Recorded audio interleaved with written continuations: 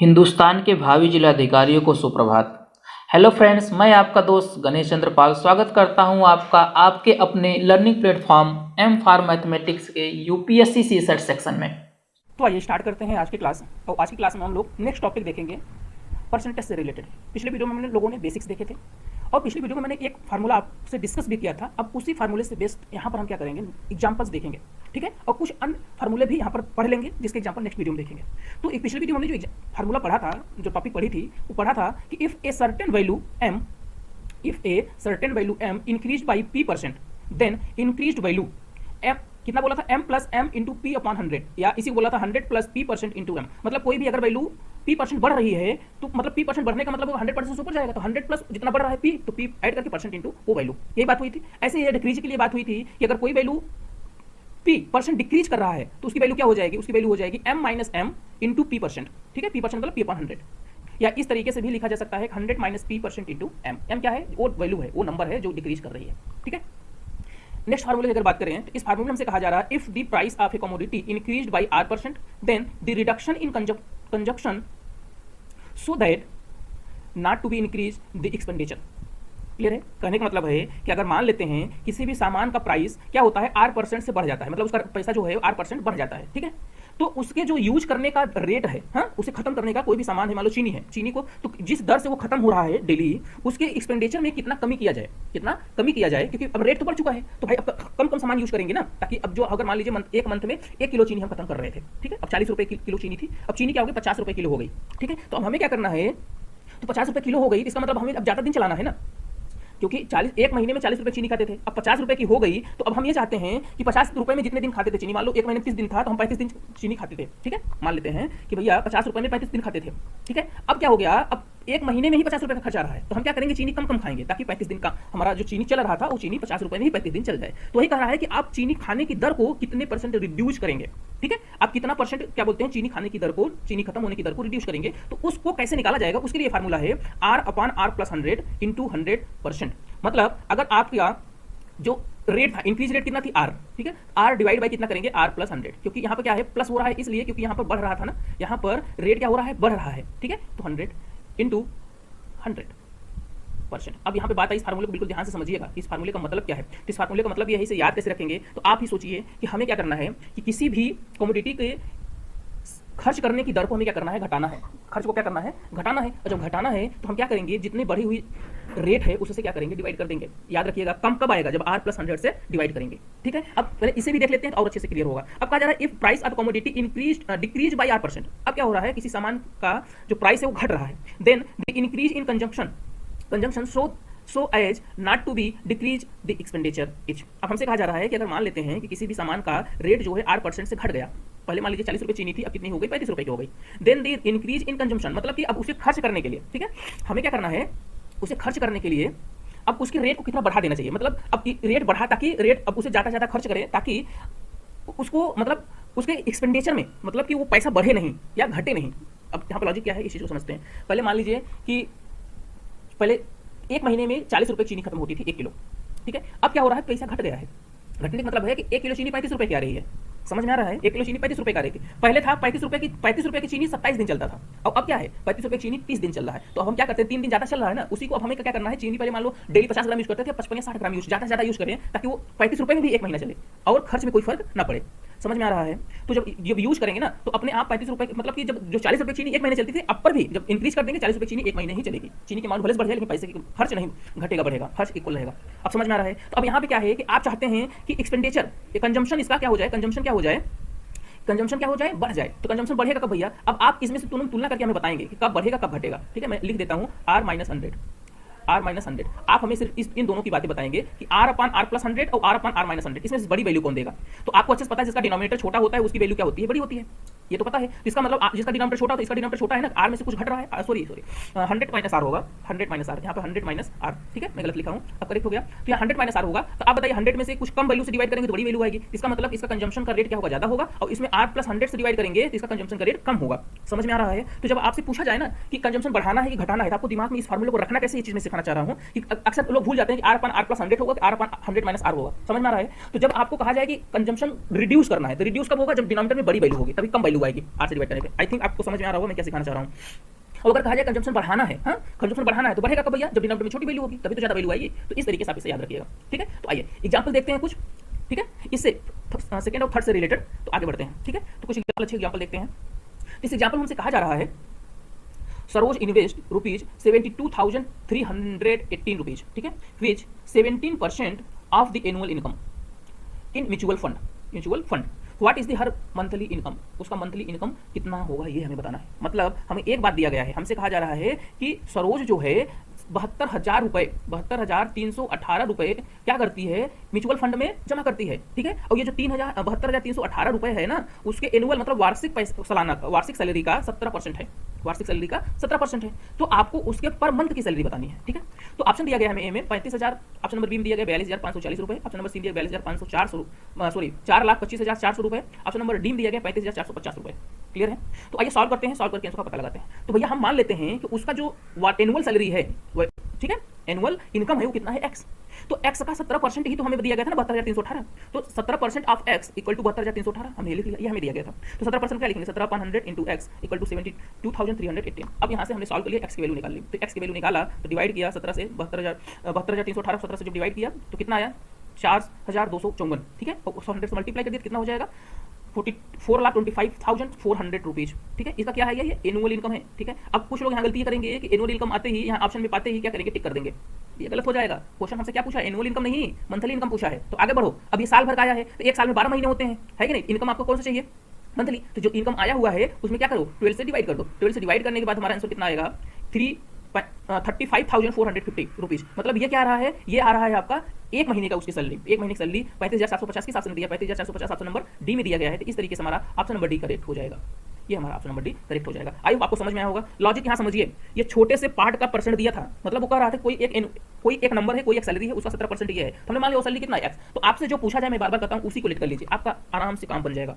आपसे पूछा गया सैलरी क्या, सैलरी कितनी है पर मंथ पूछा गया था, तो हमसे एनुअल का दिया गया था, तो एनुअल को मान लो भैया एनुअली वो ₹100 कमा रही थी, तो ₹100 कमा तो उसका 17% 72,370 दिया था। आराम से क्वेश्चन सॉल्व हो जाएगा। आई होप आपको क्वेश्चन पसंद आया होगा, तो वीडियो को लाइक करते हुए चलें।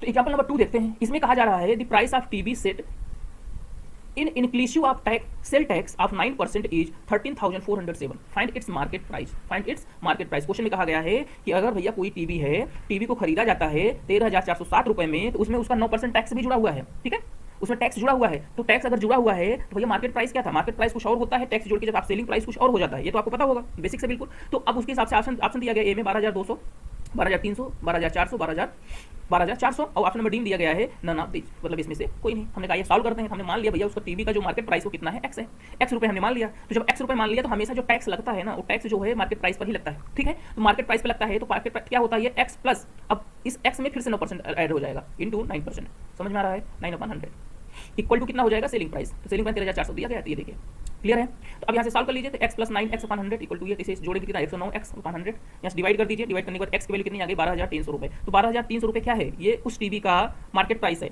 ठीक है। सेलिंग प्राइस कितनी 13,400, लेकिन मार्केट प्राइस कितना है 12,300। 12,300 किसमें दिया है, ऑप्शन नंबर बी में दिया गया है। ऑप्शन नंबर बी हमारा करेक्ट हो जाएगा। आइए नेक्स्ट एग्जांपल देखते हैं। नेक्स्ट एग्जांपल हमसे कहा जाता है the difference between 31% of A number and 13% of same number is 576, what is 70% of that number. देखो यहाँ बहुत इंपॉर्टेंट और बहुत अच्छा क्वेश्चन है। हमसे कहा जा रहा है कि भैया कोई एक नंबर है, ठीक है, उसका 31% निकालो और उसी नंबर का 13% निकालो, और जब दोनों को घटाओगे आप ना, तो उसकी वैल्यू कितनी आती है, उसकी वैल्यू आती है 576। तो अगर इतना आ रहा है तो भैया उस नंबर का 17% कितना होगा, आप हमें बता दीजिए। ऑप्शन दिया गया है 576, ऑप्शन नंबर बी में दिया गया है 544, ऑप्शन नंबर सी में दिया गया 3,200 और ऑप्शन नंबर डी में दिया गया है 99। क्लियर है। तो आइए बात करते हैं, ठीक है। तो हम सबसे पहले उस नंबर को मान लेते हैं। हमने मान लिया भैया वो नंबर कितना है x। तो x का क्वेश्चन के हिसाब से क्या था, x का 31% माइनस x का 13% इक्वल टू 5,776, सॉरी 576। तो जब यहाँ से घटाएंगे तो 31 में से 13 जाएगा, कितना आएगा 31 में 13 गया 18% मतलब 18x/100 इक्वल टू 576। यहाँ से x की वैल्यू हमने निकाल लिया, कितना आ गया 3,200। 3,200 तो आया है, 3,200 जो आया है ये कंप्लीट नंबर है। अब 3,200 पा करके यहाँ टिक मत कर देना कि ऑप्शन नंबर सी। अरे नहीं भैया, हमसे पूछा गया है उस नंबर का 70%, तो पहले 70% निकालो। तो 70% of that number equal to क्या हो जाएगा, 70% of 302, 17% of the number equal to क्या होगा 70% ऑफ 3,200। जब 70% यहाँ निकाला गया कितना आया 544। 544 किस ऑप्शन दिया गया है, ऑप्शन नंबर बी में दिया गया है। इस तरीके से हमारा ऑप्शन नंबर बी करेक्ट हो जाएगा। आई होप आपको क्वेश्चन समझ में आ रहा होगा। और सबसे ज्यादा इंपॉर्टेंट बात ये है कि आपको बिल्कुल दिमाग में रखना, आपसे पूछा क्या जा रहा है। हाँ, अक्सर इसमें आपको ऐसी चीजें मिलेंगी, ठीक है, जैसे मैंने अभी यहाँ बात की 3, भाई यहाँ पर ये टोटल नंबर है 3200। अब आप ये समझ लें कि ऑप्शन में मिला है तो इतना टिक कर दें। अरे आपसे पूछा क्या गया है। अक्सर हर एग्जाम में 1-2 क्वेश्चन ऐसे गलत हो जाते हैं कि हमारे क्वेश्चन हम अच्छे से पढ़ते नहीं है या क्वेश्चन अच्छे से समझते नहीं, बस आंसर करके चले आते हैं। तो इसलिए क्वेश्चन को अच्छे से पढ़ो, आते हुए क्वेश्चन जब गलत होते हैं बहुत तकलीफ होती है, ठीक है। तो इसलिए ज़्यादा लापरवाही करने की जरूरत नहीं, क्वेश्चन आराम से पढ़ो, उसके बाद आंसर करो। आइए नेक्स्ट क्वेश्चन देखते हैं। नेक्स्ट क्वेश्चन हमसे कहा जा रहा है the difference between the value of annual increased by 25% and value of original number decrease by 30% is 22। What is the original number. मतलब हमसे कहा जा रहा है कि किसी नंबर में अगर 25% बढ़ाया जाता है, ठीक है, और उसी नंबर को 30% घटाया जाता है और फिर जब दोनों को सब्ट्रैक्ट किया जाता है तो कितना आता है, 22 आता है, ठीक है। तो हमसे पूछा गया कि वो ओरिजिनल वैल्यू क्या होगी, मतलब वो जो नंबर था, ओरिजिनली नंबर आपने लिया था वो क्या होगा। ऑप्शन दिया गया 20, ऑप्शन नंबर बी दिया गया 30, 30, ऑप्शन नंबर सी दिया गया 40, ऑप्शन नंबर डी दिया गया 50, ठीक है। तो आइए सॉल्व करते हैं, इसके बाद आंसर का पता चलेगा, ठीक है।